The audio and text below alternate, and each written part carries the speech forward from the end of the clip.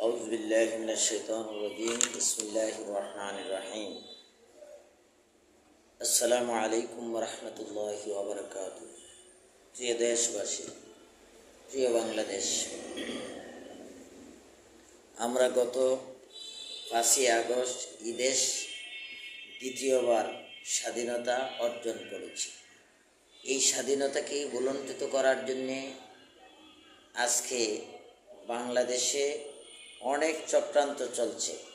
বিশেষ করে ভারতে আমাদের বিরুদ্ধে অনেক চক্রান্ত করতেছে, ষড়যন্ত্র করতেছে, যাতে করে এই বিপ্লবকে বুলন্দিত করা যায়, আবার আওয়ামী লীগকে ক্ষমতায় বসানো যায়। এজন্য ভারত যে অন্যায় করেছে সেটা হলো খুনি শেখ হাসিনাকে এখন পর্যন্ত ভারত জায়গা দিয়েছে, ভারত আশ্রয় দিয়েছে। তার মানে হলো ভারত চক্রান্ত করতেছে আমাদের বিরুদ্ধে, আমাদের এদেশের বিরুদ্ধে। ভারত কোনোদিনও আমাদের বন্ধু হতে পারে না। বর্তমানে আমরা কি দেখতেছি? 1 নম্বরের পয়েন্টে আসুন।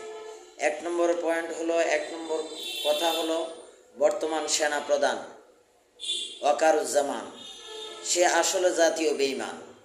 সে যদি বেঈমান না হতো তাহলে খুনি হাসিনাকে 16-17 বছর খুনি হাসিনা এদেশের প্রতি নির্যাতন করার পরে সে কোন সাহসে কোন ক্ষমতা বলে সে হাসিনাকে ফালাইতে দিল। তার মানে হলো হাসিনাকে দিয়ে ষড়যন্ত্র করতেছে বর্তমান সেনাপ্রধান। অতএব বাংলাদেশের মুক্তিকামী জনতা ঐক্যবদ্ধ হয়ে বর্তমান সেনাপ্রধান ওয়াকারুজ্জামানকে এই তার সেনাপ্রধানের দায়িত্ব থেকে তাকে বিতাড়িত করা হোক। যদি বিতাড়িত না করা হয়, যদি প্রতিহত না করা হয়, তাহলে সে আরেকটা গণবিপ্লব সৃষ্টি করাবে ভারত এবং আওয়ামী লীগের দালালদেরকে দিয়ে। সে আওয়ামী লীগের দালালদেরকে পুনর্বাসন করার জন্য চক্রান্ত করতেছে। অতএব আপনারা সকলেই সোচ্চার হয়ে যান, তাকে প্রতিহত করুন, তার সেনাপ্রধানের দায়িত্ব কেড়ে নেন। দ্বিতীয়ত, বর্তমানে যারা মাজার ভাঙতেছে এরা কিন্তু প্রকৃত আলেম ওলামা না। যারা মাজার ভাঙতেছে তারা হইল আওয়ামী লীগের দালাল। আওয়ামী লীগের দালালি আলেমরা, কিছু সংখ্যক আলেমরা এতদিন যারা করেছে, তারাই ভারতের ইন্ধনে এই মাজারকে ভাঙতেছে। আপনারা মাজার ভাঙবেন কেন ভাই? প্রয়োজনে যে মাজারগুলি হয়েছে ওইগুলিকে সংস্কার করুন। মাজারগুলি থেকে বাংলাদেশের মানুষ হাজার হাজার কোটি টাকা প্রতিদিন মাজারে দেওয়া হয়। প্রতিদিন মাজারকে কেন্দ্র করে হাজার হাজার কোটি টাকা আসে। ওই কোটি কোটি টাকা দিয়ে বর্তমানে ফকির, মিসকিন, গরিব, এতিম এদেরকে পুনর্বাসন করুন। এই মাজারের টাকাগুলি সরকার যেন কুক্ষিগত করে সরকারি রাষ্ট্রীয় কোষাগারে যেন জমা হয়, আর ওই টাকা দিয়ে যেন বাংলাদেশের অসংখ্য গরিব মিসকিনদেরকে পুনর্বাসন করা হয়। এই মাজার ভাঙতেছে বর্তমানে আওয়ামী লীগের লোকেরা। কেন ভাঙতেছে? এটা ভারতের একটি ইন্ধন, ভারতের একটি চক্রান্ত। কারণ মাজারের প্রতি বাংলাদেশের কিছু মানুষের ভক্তি আছে। বাংলাদেশের মানুষরা মাজারকে সম্মান করে, ইজ্জত করে। অতএব একটা বিশৃঙ্খলা লাগায়ে, একটা হানাহানি সৃষ্টি করে এই বর্তমানে এই ফেসিবাদী যে সরকার, খুনি হাসিনার সরকারকে যে পতন ঘটানো হলো, এই সরকার যাতে আবার পুনর্বাসিত হতে পারে এজন্য মাজারকে কেন্দ্র করে দাঙ্গা লাগিয়ে দিছে। তারপরে হিন্দুদের মন্দির ভাঙতেছে আওয়ামী লীগের লোকেরা। আওয়ামী লীগের লোকরা ছাড়া এদেশে কেউ অপরাধ করে না। এদেশের ভালো মানুষ, এদেশের আলেম ওলামারা কোনোদিনও অপরাধ করে না। তারা নিজেরাই অপরাধ করে, আর আলেম ওলামাদেরকে, ইসলামী আন্দোলনের লোকদের প্রতি তারা সেটাকে বর্তিয়ে দেয়।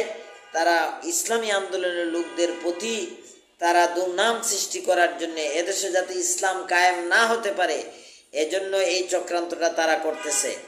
তারপরে এদেশের অস্তিত্ব বিনাশ করার জন্য, এদেশের সার্বভৌমত্ব, স্বাধীনতার সার্বভৌমত্বকে ভুলুণ্ঠিত করার জন্য এই কাজগুলি ভারতের লোকেরা, ভারতের গোলামেরা, ভারতের দালালেরা করতেছে। 5 নম্বরে, ইসলামপন্থীদেরকে যাতে ঐক্যবদ্ধ না হতে পারে এজন্য ভারত চক্রান্ত করতেছে। এজন্যই মাজার ভাঙতেছে।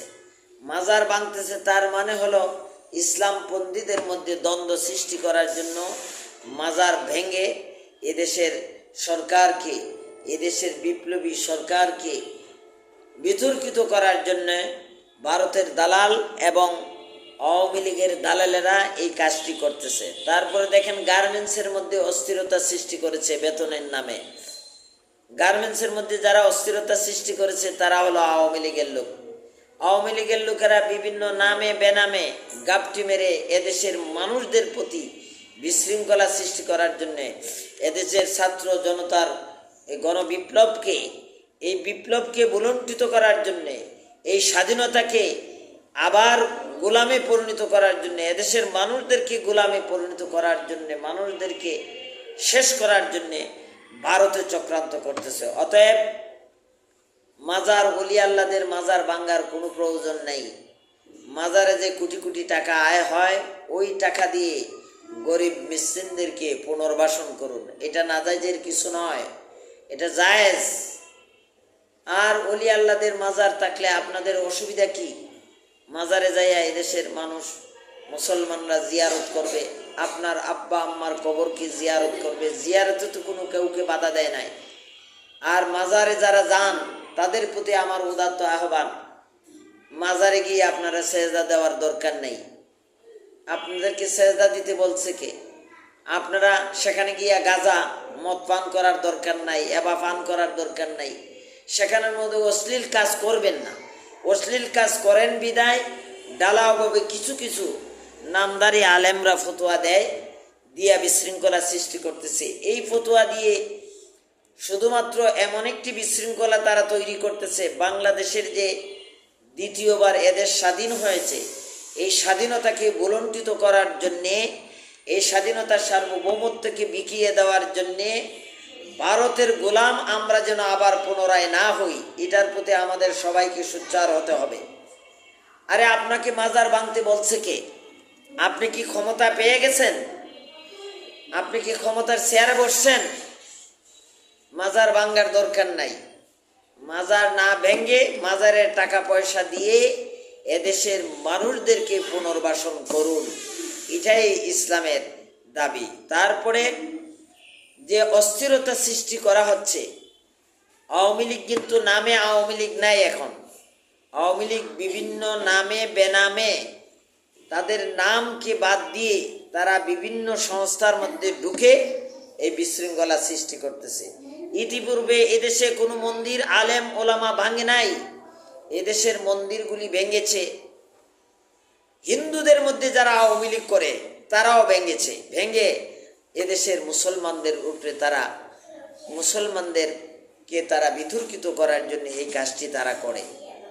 মুসলমানরা কখনো অন্য ধর্মের উপরে আঘাত করে না, যদি সে প্রকৃত মুসলমান হয়ে থাকে।